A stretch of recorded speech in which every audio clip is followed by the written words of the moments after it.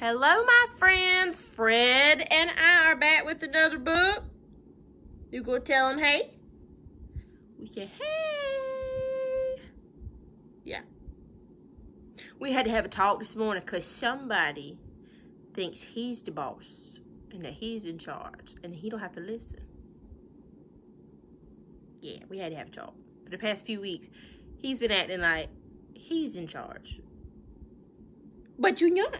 You're not in charge. No, I's in charge. I's your mama. I's in charge. He's wanting to like just lay in the road, the middle of the road, and stare at me while I'm calling his name. I'm like, come on, time to go.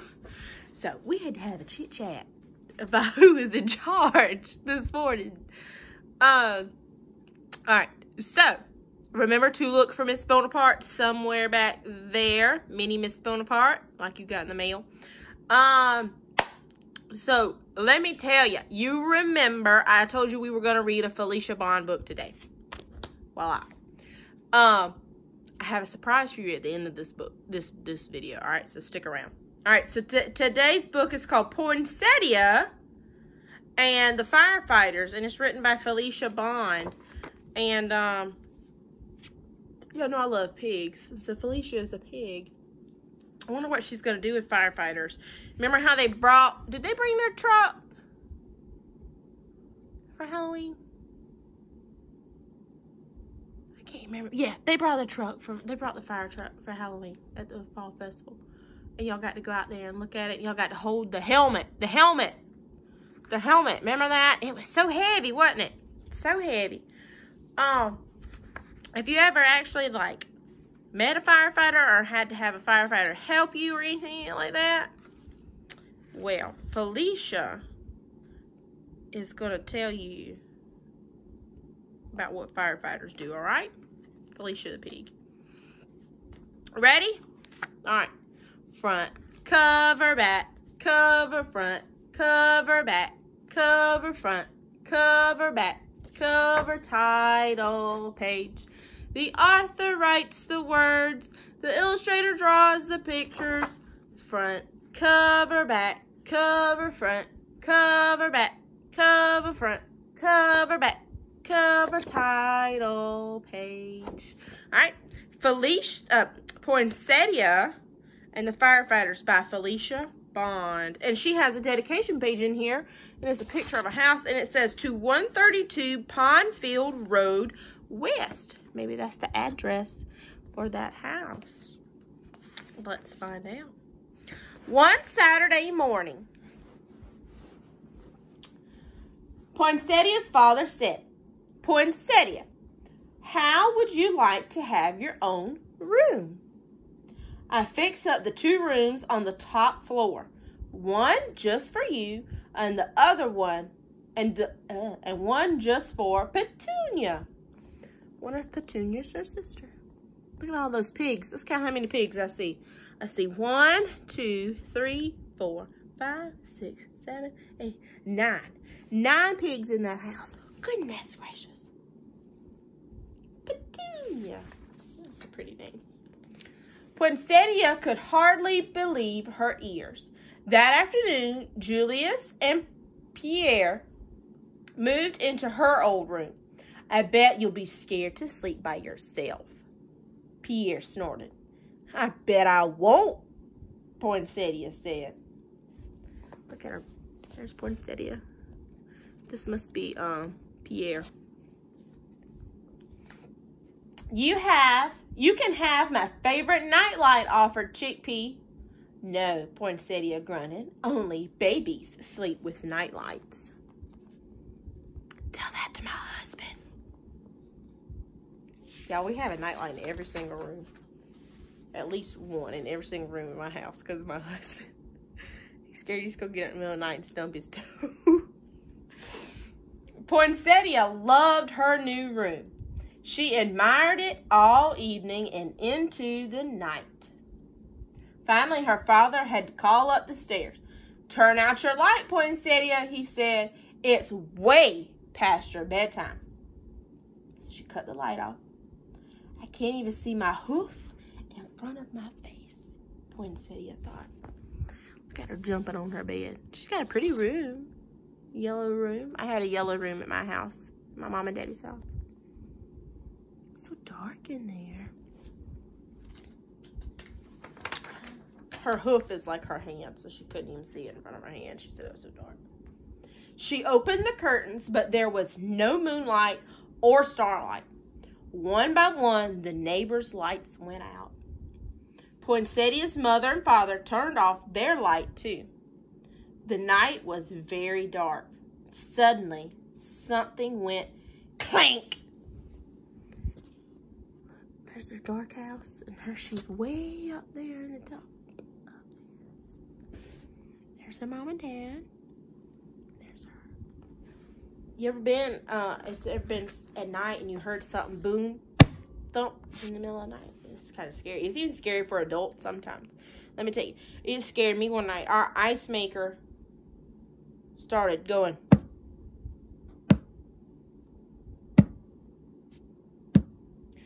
And I swear y'all it sounded like I'm knocking on the door, but it was ice maker. Petunia! Poinsettia shouted. That was only your radiator, mumbled Petunia. I didn't see a radiator, Poinsettia said. Are you sure I have one? Clank went the sound. A radiator is like a heater. That's what they used back in the day. It was a little heater. And I'll go back and show you in her room. Let's invent a secret code, Poinsettia said. If we hear a scary noise, I'll say beep to make sure you're awake. Then you tell me what the noise is, okay? Okay, said Petunia. Poinsettia went back to bed. She ran down the hall to her sister's room. They were in bed again. All right, so let me show you what a radiator is. This little white thing in the corner, that's a radiator. All right, so she's back in bed. Something creaked very slowly. Beep, said Poinsettia. The stairs, said Petunia. Something scratched very roughly. Beep, said Poinsettia. A branch, said Petunia. Something thumped very loudly. Peep, said Poinsettia. Peep, peep, peep. Petunia was asleep. Oh no, Poinsettia whispered. I'm the only one awake.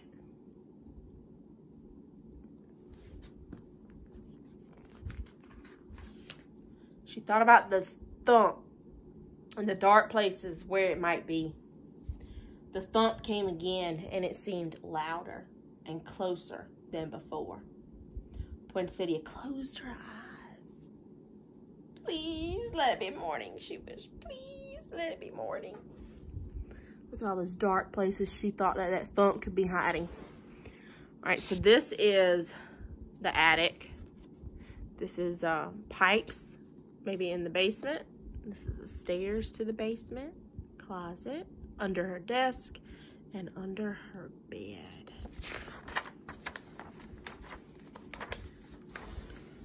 When she opened her eyes, there was a light outside.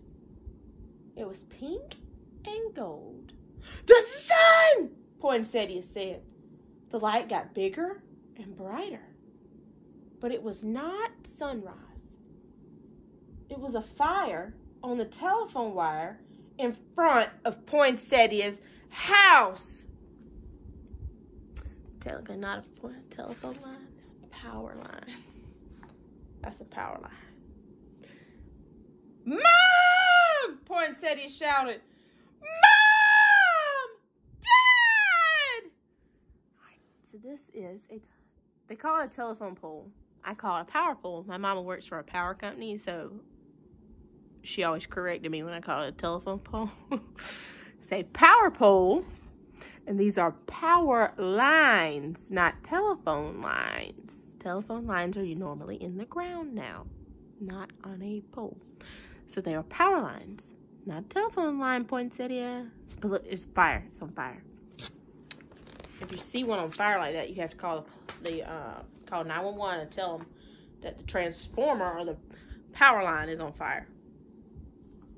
Poinsettia's mother called the fire department, and the entire family watched the firefighters put out the flames. Look at them rushing. Got the hose spraying it. I think it's so cool. Afterward, 3 of the firefighters came into the house and filled out their report. "You have a keen eye," one of them said to Poinsettia. "Did the alarm wake you up?" Poinsettia asked. "Oh, no," said the firefighter. "I'm the night watchman. I stay awake all night." "I'm a night watcher, too," Poinsettia said. "Is she really a night watcher?" The firefighters waved goodbye.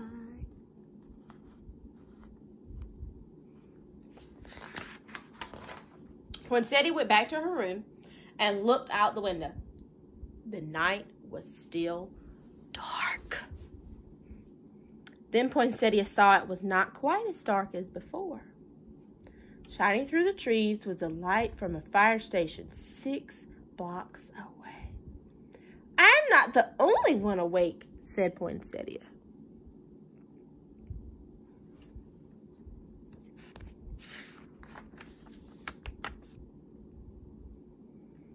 There's the light from the fire station right there. There was more noises that night, but they didn't bother Poinsettia. Squeak! Drip! Clatter!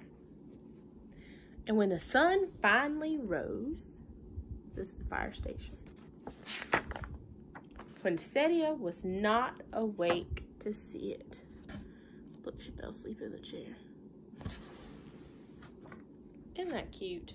Isn't that a cute little story about how she was scared at night, but remembering that she wasn't the only one awake helped her eventually fall asleep, right? Right. So, firefighters are really cool. They're here to help us. Sometimes when you get maybe in a car accident, a firefighter will show up to help you. My cousin and some of his friends are volunteer firefighters, so when there's like a wreck or a fire or somebody's hurt or something like that, they have to go and help like the policemen or the first responders or the ambulance people. So they're not scary. I know it might, if you ever get in a car wreck, it's kind of scary, and those people, they come in, they have this big suit on and this big hat, maybe a mask, I think, so they can breathe, and they look kind of scary. But they're not. They're there to help you, okay? So always remember that, all right? And if you ever see something on fire, call 911 and tell them, okay? All right, so here's my surprise. I went to a bookstore today. You remember the Wonky Donkey book? Let me grab it real quick. Let me grab the Wonky Donkey. That's Willoughby. There's the Wonky Donkey. So you remember this book? I read it to you and hee-haw, the sound. Well, guess what? Y'all, I didn't know this. I'm glad I went to the bookstore today. They have the Dinky Donkey. And so I'm going to read that to you tomorrow, okay? So excited about this.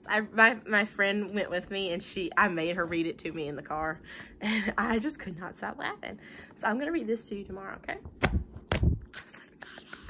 All right, I love you. I'll see you tomorrow. Get ready for the Dinky Donkey, not the Wonky Donkey. All right, I love you.